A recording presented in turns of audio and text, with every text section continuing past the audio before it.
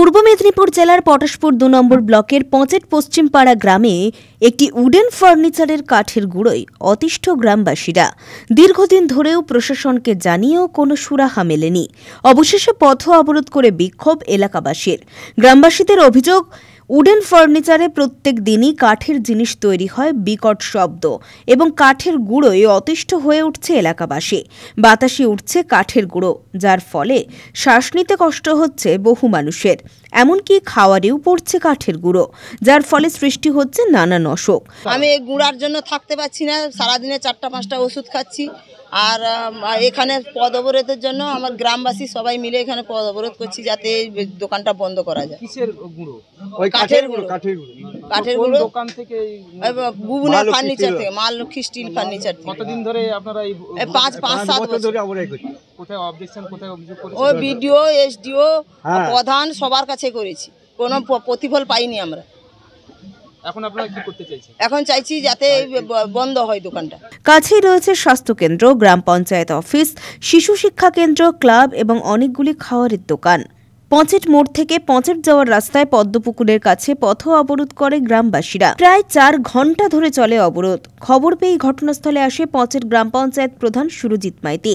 প্রধান এলে প্রধানের সামনেও চলে বিক্ষোভ। অবশেষে ডিসেম্বরের ২০ তারিখ আলোচনায় বসার প্রতিশ্রুতি দিলে অবরোধ ওঠে। দীর্ঘক্ষণ অবরোধের ফলে সৃষ্টি হয় যানজটের। আমরা দীর্ঘ ৭ বছর এই ফার্নিচারটা, মা লক্ষ্মী স্টিল ফার্নিচার, ওই ফার্নিচারটা চলছে ৭ বছর ধরে। মিনিমাম ৬০ থেকে ৭০ জন কাজ করে ভিতরে। ১০০ খানার উপরে মেশিন আছে, বিভিন্ন প্রজেক্টের উপরে মেশিন আছে। তার যে অনিয়মিত গুঁড়ো পুরো রাস্তার উপর দিয়ে, পুরো এলাকাবাসী, গ্রাম, সামনে ক্লাব একটা আছে, ওষুধ দোকান আছে, কেউ থাকতে পারে না। আমরা এর প্রতিবাদ জানিয়েছি আজ ৩ বছর ধরে পলিউশন দপ্তরে, হলদিয়ায়, কলকাতায়, এসডিও অফিসে, বিডিওর কাছে, স্থানীয় প্রধানকে জানিয়েছি, কোনো প্রতিফল পাইনি। তার জন্য আজকে শেষ আমরা বেছে নিয়েছি যে আমরা পথ অবরোধ করব। এতে যদি না ব্যবস্থা হয়, যতক্ষণ আমরা এই প্রতিবাদ চলবে। বলতে গেলে এটা অনেক কিছু ব্যাপার।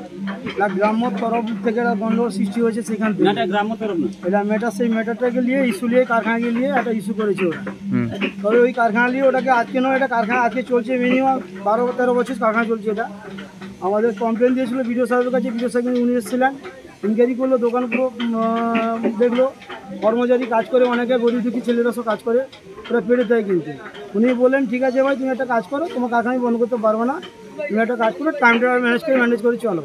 আমি ঠিকভাবে টাইম ম্যানেজ করে চালানো হচ্ছে। বিডিও সাহেব এসেছিলো, কিন্তু আজকে মিনিমাম হয়ে গেল ১ বছর মতো হয়ে গেল। আমি সেখান থেকে টাইম ম্যানেজ করে চালাচ্ছি। কিন্তু সেও বলে বলছে, এতক্ষণ তোমার ছেলে তো কাজ করে, গরিব দুঃখী ছেলেগুলো, যদি বন্ধ করে তোমার ছেলে খাবে কি, এরা যাবে কোথায়? এরা বললো। কিন্তু আমি বলছি, ঠিক আছে, আমি সে টাইম ম্যানেজ করে চালাবো। কিন্তু স্যার সমস্ত কিছু না।